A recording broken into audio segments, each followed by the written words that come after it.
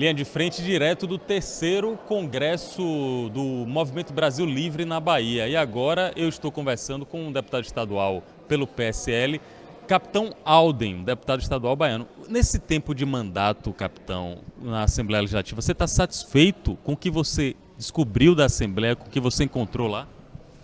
Olha, na verdade, nós temos um pouco mais de 100 dias de mandato e eu tenho feito um trabalho extremamente exaustivo.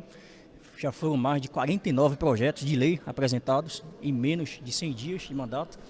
Eu descobri uma casa que realmente, infelizmente, não faz o que deveria ser feito. Eu, através da minha equipe técnica, fiz um amplo levantamento a respeito dos projetos de lei que foram apresentados naquela casa, e especialmente com temáticas da minha área, né, que é uma das minhas bandeiras: segurança pública, bombeiro militar, presídio. E ao fazer pesquisas a respeito dessas temáticas, ao levantar a produção daquela casa sobre essas temáticas, eu fico muito triste, porque infelizmente mais da metade dos projetos de lei que são apresentados naquela casa, infelizmente não são de competência do Legislativo Estadual. Seria um projeto de indicativo de lei ao Congresso Nacional, ao governador do estado da Bahia, que muitas vezes, por erro de forma, por vícios formais, vão terminar se perdendo no decorrer do processo, nem na CCJ vai chegar. Então, é a perda de dinheiro público, é perda de trabalho. A gente tem aí demandas urgentes que deveriam ser discutidas tanto na Assembleia Legislativa quanto na Câmara Municipal de Salvador, mas que, infelizmente, por falta da qualidade dos trabalhos e dos projetos apresentados, deixam muito a desejar. Deputado Capitão Alden, a Assembleia custa mais de 600 milhões de reais por ano. E ouvir isso de um deputado, essa forma como o senhor demonstra frustração, dói, inclusive no bolso do contribuinte. É muito dinheiro, deputado. Dói.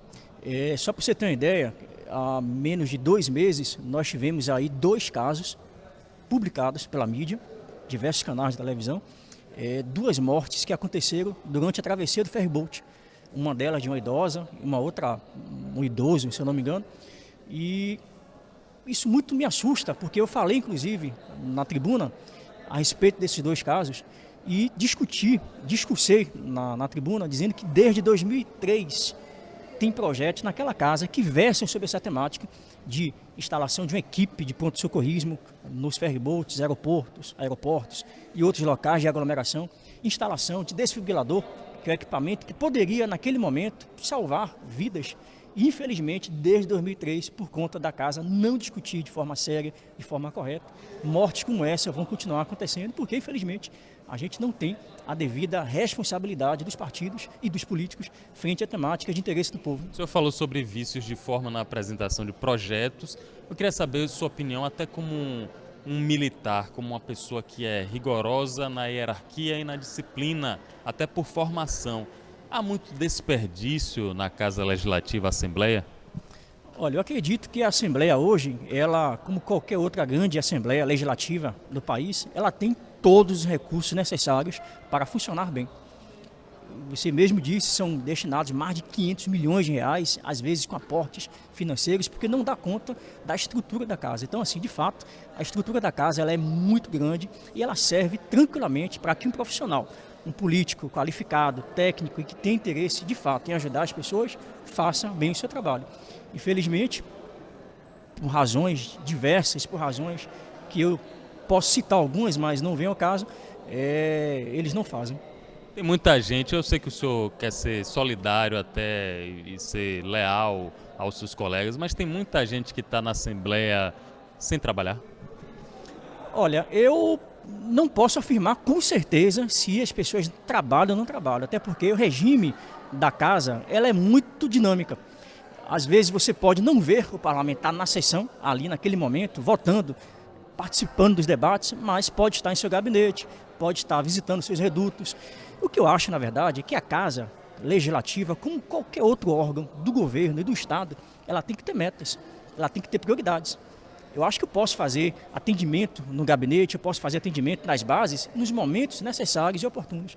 Então, eu acho que a falta de gestão, a falta de metas, que é comum à empresa privada, deveria sim ser o pilar adotado pela Assembleia Legislativa. Agora então vamos falar do mandato do Capitão Alden do PSL. O senhor tem um pouco mais de 100 dias, quase 120 dias de mandato. já apresentou alguns projetos, mas ao final dos 4 anos de mandato que o senhor Capitão Alden quer deixar, o que é de serviço prestado para a sociedade, o legado do Capitão Alden que você pretende deixar? Olha, o primeiro legado é mostrar que a gente pode ser um político que faz uma política diferente e para todos, independente de partido. Eu cheguei, inclusive, a afirmar várias vezes que mesmo eu compondo a base da oposição contra Rui Costa, que nesse momento está no governo, eu não seria oposição por oposição. Inclusive, eu já cheguei a discursar, já cheguei a postar notas elogiando o governo do Estado em determinados pontos. Por exemplo, eu fiquei curioso agora, quais foram as ações do governo que mereceram elogio do Capitão Alden? Por exemplo, na última atuação em Feira de Santana, eu participei ativamente, 3 dias mais ou menos em feira, e pude constatar em loco que os equipamentos que foram instalados no perímetro do circuito foi suficiente, foram importantes para a prisão de 33 pessoas que haviam mandado de prisão em aberto. Então isso demonstra que, de fato, o recurso empregado, a logística empregada, embora não tenha sido 100%, mas atingiu a finalidade, diminuição no crime. Reconhecimento facial é um avanço para a sociedade? Demorou muito de chegar no Brasil. Em outros países isso já é uma realidade. Essa parte de reconhecimento facial, ela não é somente adotada nos países, mas também nas viaturas das polícias das principais instituições do mundo. Não só na viatura policial, verificando, exemplo bem básico, uma viatura policial ela para fazer uma abordagem ao indivíduo. Aquela mesma câmera que verifica ao redor o rosto, se ele tem banco de dados registrado, banco de dados criminal, ela também está checando placas de veículos. Então, assim, essa tecnologia, através das câmeras, seja para checar face, seja para checar elementos como placas de veículos, ela já é utilizada no mundo inteiro. Então, pena que o Brasil, infelizmente, investe muito pouco nesses recursos. Vamos falar agora sobre o PSL, que é o partido do senhor. Muita gente comenta que há fissuras dentro do partido, que há alas, há segmentos, inclusive divergentes. O senhor concorda com isso? Até que ponto isso é bom? Até que ponto isso atrapalha o governo? Olha, eu acho que, independente qual seja partido, PSL, PT, PCdoB, qualquer que seja a legenda partidária, a comunicação, o diálogo é fundamental.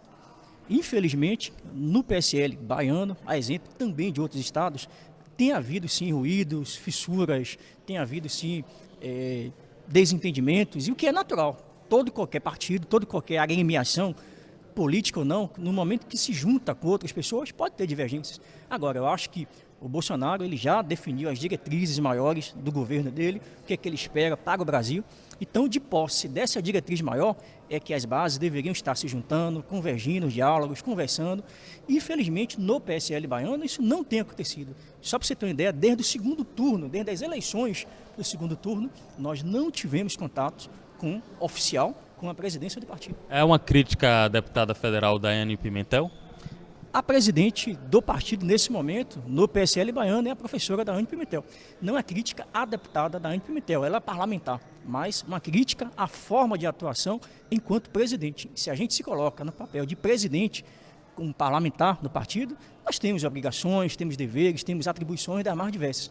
Mas o diálogo ele tem que ser algo permanente, tem que ser algo o tempo todo vislumbrado. Nós temos as nossas atuações parlamentares, ela também tem a dela, mas a função de presidente, ela requer um pouco mais de esforço, um pouco mais de envolvimento. Afinal, são 417 cidades na Bahia inteira que estão aguardando ansiosamente por resoluções. Eu tenho recebido diariamente, informações, pedidos para tirar dúvidas a respeito de como será a atuação do PSL no Estado e no Brasil.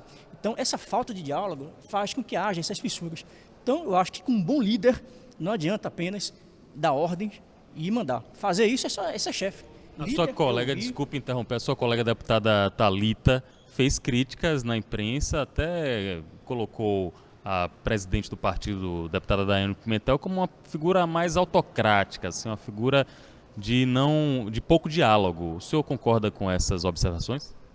Olha, cada um emite a opinião que quer. O que eu posso afirmar, de fato, desde as eleições do segundo turno, nós não tivemos contato oficial com a presidência. E nenhum outro instrumento, seja por telefone, por e-mail, por fumaça, nenhum meio de comunicação nos foi dado. A gente tentou essa aproximação, tentou dialogar. Então, quando não há o diálogo, A impressão que fica é que ela tem apenas as convicções dela e os interesses dela. Então é preciso ouvir as bases, é preciso ouvir os correligionários, não há nenhuma crítica à forma como ela tem atuado no PSL, mas a forma do não diálogo. A gente tem esperado isso desde outubro e eu estou aguardando ordens, assim como a deputada Thalita. Avaliação do capitão Alden sobre o governo do presidente Jair Bolsonaro. Estamos chegando a 5 meses, a gente pode dizer no mínimo foram turbulentos, não foram meses tranquilos. Qual a avaliação do senhor? Olha, todo governo novo que chegue com ideias novas, com ideias diferentes, vai gerar turbulências. Aliás, toda mudança ela gera desconforto, principalmente num país que não somente há 16 anos, mas há quase 30 anos vem seguindo uma ideologia contrária aos princípios liberais, aos princípios do Brasil, progredindo com emprego, com renda. Então tudo isso vai mexer sim com opiniões, vai haver divergências, então é natural que em apenas 5 meses ele tenha esse tipo de conflito, mas eu acredito que com o diálogo, quando todos nós acordarmos efetivamente para o que está em jogo, o que está em jogo é o futuro do Brasil. Eu não posso mais tratar a coisa pública como se fosse o meu bolso, que eu gasto, como eu quero, que eu faço o que eu quero, sem ter responsabilidade, sem declarar às pessoas que estão me dando aquele recurso para gastar, dar o retorno, dar a satisfação devida. Então o Brasil, durante muitos anos, viveu desgovernado. As pessoas faziam o que queriam com o recurso, empregavam onde bem queriam, não davam satisfação à sociedade e usavam o recurso público para os bem próprios, ou então para financiar governos que tinham formas de governar duvidosas, altamente contrárias à democracia. Então, realmente é um processo muito complicado. Bolsonaro, em apenas 5 meses, 6 meses, não vai conseguir resolver toda esse circo que foi montado no Brasil. O Brasil está um verdadeiro hospício. As pessoas não têm confiança no Brasil de amanhã, porque o rombo está muito grande, o calote está muito grande. E os discursos que são colocados hoje são de que o país poderia estar melhor, mas poderia estar melhor como? Se nós fomos governados por pessoas que não queriam bem do Brasil. O senhor é deputado aqui na Bahia, tem um âmbito de atuação estadual. Aí eu faço a pergunta: o vereador do Rio de Janeiro, o vereador Carlos Bolsonaro, filho do presidente, está extrapolando na sua avaliação o âmbito de atuação dele, político? Olha, ele é uma pessoa que sempre se utilizou das mídias sociais para comunicar e se fazer ouvido. Agora, claro que na condição que o presidente hoje se encontra, e na condição dele como filho do presidente da República, isso tudo reverbera. Mas eu acho que a atuação dele é como qualquer cidadão, comunicando, emitindo opiniões. Isso é uma atitude normal de qualquer cidadão que tenha os meios sociais, a democracia. Vivemos em uma democracia. Eu acho que é natural, inclusive, que o próprio filho tenha divergências, com que o pai pense, tenha divergências com membros do próprio partido. Eu acho que isso é natural. Agora, eu acho que a gente precisa saber o nosso papel no processo. Eu acho que se a gente vive um momento complicado, um momento conturbado, qualquer opinião, qualquer posicionamento que vise a provocar mais discussões ou atrapalhar discussões, não deve ser bem um momento. Acho que ele pode sim opinar, mas tem que se avaliar o momento que deve ser feito isso.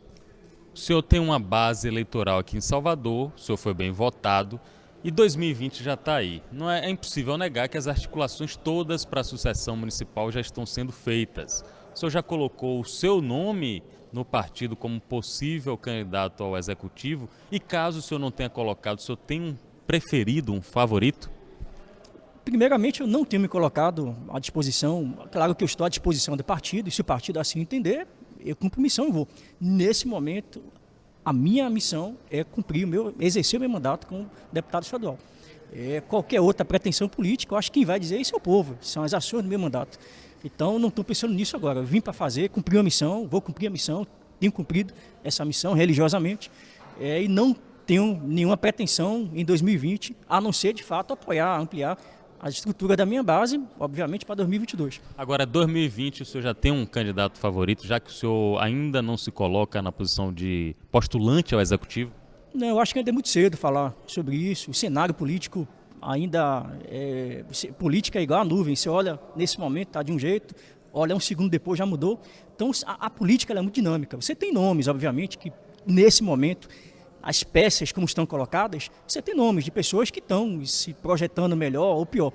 Mas eu acho que falar sobre isso agora é muito cedo.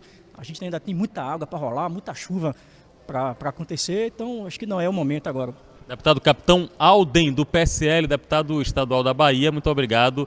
O senhor tem aí um tempo disponível para mandar o recado para quem o senhor desejar, para o público? Eu gostaria de agradecer nesse momento os quase 40 mil votos que eu tive de todos os baianos. Eu fui um dos privilegiados, um dos 6 parlamentares que teve voto em 97% dos municípios. Não conheço todos os municípios, os eleitores de todos os municípios, mas eu pretendo fazer, independente de ter votado em mim ou não, um mandato diferente e para todos vocês, mesmo para aqueles que não votaram em mim. Boa sorte para o senhor. Se o senhor fizer um bom mandato, a Bahia agradece. O Linha de Frente no compromisso de trazer política e informação para todos vocês. Até a próxima.